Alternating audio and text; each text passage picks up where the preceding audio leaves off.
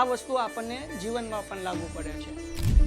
કોઈ પણ વ્યક્તિ સારા ફેમિલીની અંદર જન્મે અથવા તો સારી કાસ્ટમાં જન્મે અથવા સારા એટમોસ્ફિયરમાં રહે એટલા માટે ઊંચાઈ તરફ નથી જતો કે એટલા માટે સફળતા નથી મેળવતો.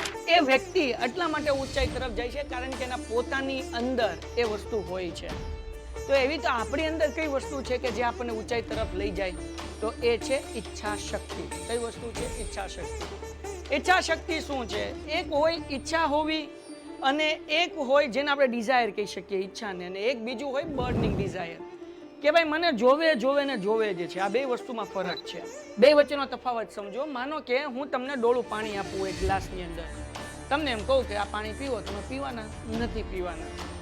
પણ હવે તમે સમજો કે તમે ગયા છો કોઈ પિકનિકમાં અને જંગલની અંદર રખડો છો, જંગલની અંદર તમે ખોવાઈ ગયા છો અને પાણી ફિનિશ થઈ જાય છે.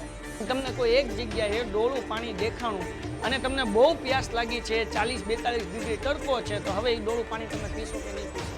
તો આ સિચ્યુએશનમાં તમે ડોળું પાણી પણ પીશો. કેમ? કારણ કે તમારી ઈચ્છા હવે શું છે તો કે જિંદગી જીવવાની છે. તમને ખબર છે કે જો આ હાલતમાં તમે નહીં એ પાણી પીવો તો સર્વાઈવ નહીં કરી શકો.